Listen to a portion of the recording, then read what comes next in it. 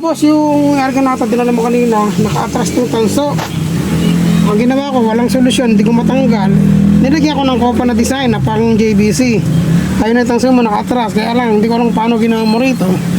Kaya na, ba't may ganyan, may putok rin.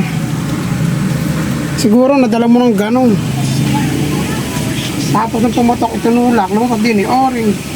O-ring.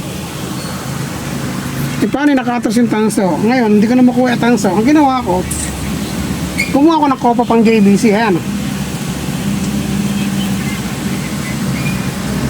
O, lagyan natin ng bala. Bukong bala.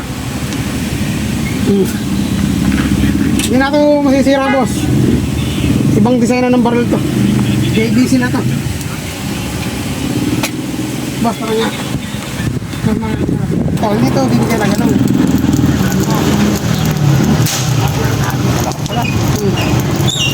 Eh paano era nadala niya kahapon, nakita ko yung ginanin niya eh. Tapos tumumatras doon na dikit. Pero ngayon naging mas maganda pa kasi ang nangyari nung umatras, ayaw na bumalik, nilagyan ko ngayon ng kopa rin eh. Para siyang JBC ngayon, hindi na siya masisira. Nakatabiluan na kayo Okay. Yun, Apol! Shock! Pasok, pati jet load. Yung sinasabi ko, boss, kaysa mag-adjust ka ng mag-adjust. 1 inch, ano ba?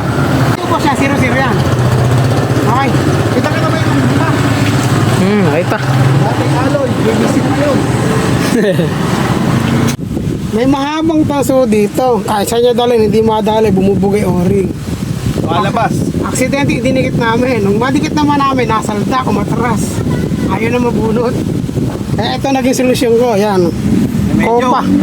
JBC, naging mas maganda pa ito, boss. Alloy JBC. Teta! Ay! Ano ba, aray?